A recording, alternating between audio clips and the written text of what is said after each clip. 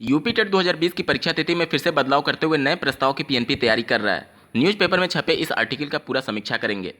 शिक्षक भर्ती को लेकर के क्या कुछ चल रहा है, साथ ही 69,000 सहायक अध्यापकों की भर्ती में उत्तर कुंजी मामले में कोर्ट से क्या कुछ अपडेट है, साथ ही साथ बात करेंगे टीजीटी पीजीटी की परीक्षा का रिजल्ट कब तक जारी हो सकता है। बीएड प्रवेश परीक्षा के रिजल्ट के बारे में बात करेंगे। डीएलएड चतुर्थ सेमेस्टर की परीक्षा के बारे में भी इस वीडियो में विस्तारपूर्वक चर्चा होगी। साथ ही पीईटी की परीक्षा के रिजल्ट और ऑफिशियल आंसर की कब जारी होगा, इस पर आयोग का क्या कुछ कहना है, इन सभी तमाम खबरों के साथ बेसिक शिक्षा विभाग से संबंधित महत्वपूर्ण खबरों को देखने के लिए इस वीडियो के साथ बने रहिएगा अंत तक। नमस्कार दोस्तों, मेरा नाम है नीरज और आप देख रहे हैं करियर बिट यूट्यूब चैनल। अगर आप इस चैनल पहली बार विजिट कर रहे हैं तो इसको सब्सक्राइब करते हुए बेल आइकन को प्रेस करना ना भूलें। स्क्रीन पर आप एक आर्टिकल देख पा रहे होंगे, अक्टूबर नवंबर में यूपी टेट की तैयारी। जैसा कि आपको ज्ञात होगा, पहले पीएनपी के द्वारा 19 दिसंबर का प्रस्ताव भेजा गया था और इस आर्टिकल को पढ़ने से आपको ऐसा प्रतीत होगा कि शासन स्तर पर नई शिक्षक भर्ती की तैयारियां शुरू हो गई हैं।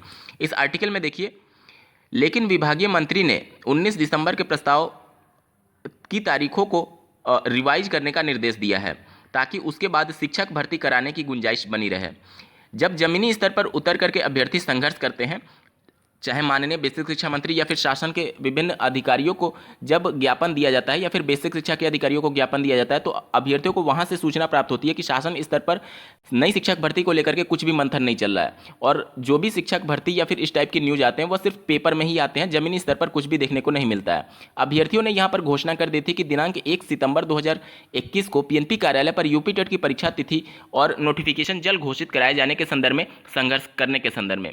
लेकिन उसके बाद से फिर ऐसी न्यूज आने लगती है, जैसा कि आप स्क्रीन पर देख पा रहे हैं कि शासन से मंजूरी मिली है और अक्टूबर नवंबर में परीक्षा कराने की तैयारियां चल रही हैं और उसके बाद शिक्षक भर्ती की भी गुंजाइश बन रही है, जबकि शासन स्तर पर इसको लेकर के कुछ भी मंथन नहीं है। यूपी टेट या फिर शिक्षक भर्ती को लेकर के कोई भी गंभीरता नहीं दिखाई जा रही है। हाँ, 7 अगस्त को माननीय बेसिक शिक्षा मंत्री जी के द्वारा ये जरूर बोला गया था कि यूपी टेट को पहले प्रस्तावित किया जाए, लेकिन उन्होंने अक्टूबर नवंबर में किसी डेट को फाइनल नहीं किया था। तो सिर्फ इस तरीके से निर्देश देने से परीक्षा नहीं हो पाएगी। आप एक डेट फाइनल करिए, उसके बाद ही तो यूपी टेट की परीक्षा का आयोजन होगा। और सेकंड कॉलम के लास्ट पैरा में आप देख सकते हैं, परीक्षा नियामक प्राधिकारी सचिव उत्तर प्रदेश ने जुलाई में संशोधित समय सारणी भेजी थी, जिसमें 19 दिसंबर को परीक्षा प्रस्तावित थी। 7 अगस्त की समीक्षा बैठक में बेसिक शिक्षा मंत्री डॉक्टर सतीश चंद्र द्विवेदी जी ने इस पर असहमति जताई। पूछा कि पिछले वर्ष भी कोरोना की वजह से परीक्षा नहीं हो सकी, इस बार इतना विलंब क्यों हो रहा है। अब देख लीजिए कि आखिर गेम फंसा कहाँ है।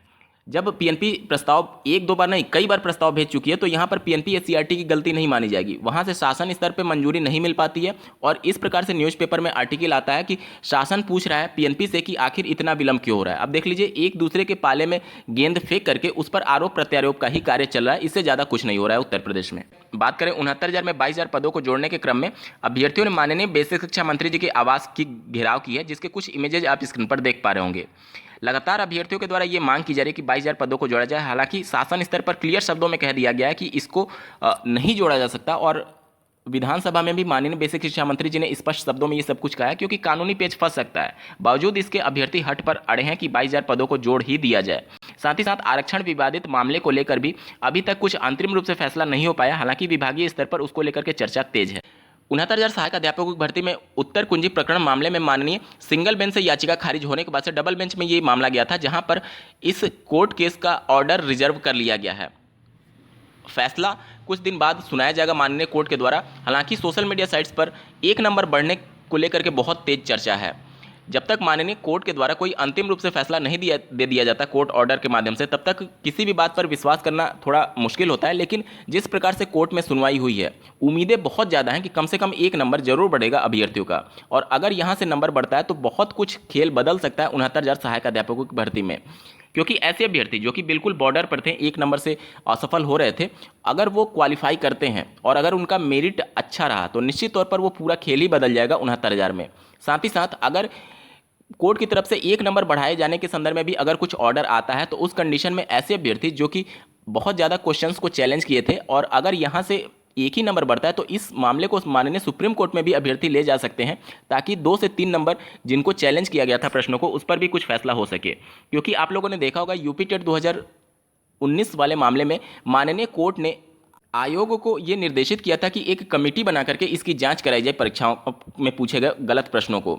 इसी प्रकार से अगर कुछ होता है तो निश्चित तौर पर कमेटी अगर अपनी रिपोर्ट सबमिट करेगी तो उस पर कुछ बड़ा फैसला और ज़्यादा देखने को मिल सकता है। हालांकि ये सभी अभी भविष्य की संभावनाएं मात्र हैं। अभी आपको देखना होगा डबल बेंच से कोर्ट ऑर्डर में क्या कुछ आता है। हालांकि अभ्यर्थियों के द्वारा बहुत ज़्यादा उम्मीदें दर्ज कराई जा रही हैं कि 1 नंबर कन्फर्म बढ़ने वाला है। बात करें टीजीटी पीजीटी परीक्षा के क्रम में, तो टीजीटी से पहले पीजीटी का रिजल्ट घोषित होगा, क्योंकि टीजीटी में कोई भी इंटरव्यू नहीं है, जबकि पीजीटी में इंटरव्यू होना है।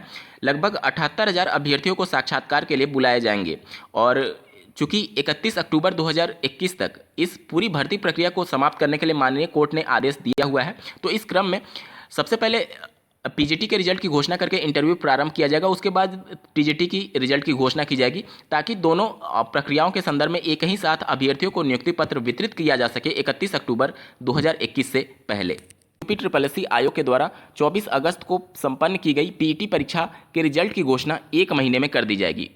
जो आयोग के चेयरमैन हैं उनका स्पष्ट शब्दों में ये कहना है कि सितंबर के अंतिम सप्ताह में या फिर उससे पहले रिजल्ट की घोषणा कर दी जाएगी। हालांकि ऑफिशियल आंसर की के बारे में उनके द्वारा ये कहा गया है कि 1 सप्ताह के अंदर ऑफिशियल आंसर की भी जारी हो जाएगा। उत्तर प्रदेश में 30,000 महिला होमगार्ड की भर्ती होने जा रही है। काफ़ी लंबे समय से ये पद भरे जाने की मांग हो रही थी और अब इसको मंजूरी मिलने की बहुत ज़्यादा उम्मीदें हैं। रीट 2021 के लिए राजस्थान में कुल 4200 परीक्षा केंद्र बनाए गए हैं। 26 सितंबर 2021 को ये परीक्षा होने वाली है। 15 दिन पहले बोर्ड के द्वारा ये कहा गया कि प्रवेश पत्र जारी कर दिया जाएगा, यानी 10 सितंबर के आसपास आपके लिए रीट परीक्षा का एडमिट कार्ड जारी हो जाएगा। रीट की परीक्षा में भाषा के संशोधन का एक और अवसर दिया गया है। बोर्ड द्वारा रीट अभ्यर्थियों की भाषा संशोधन के लिए 31 अगस्त तक का अवसर दे दिया गया है।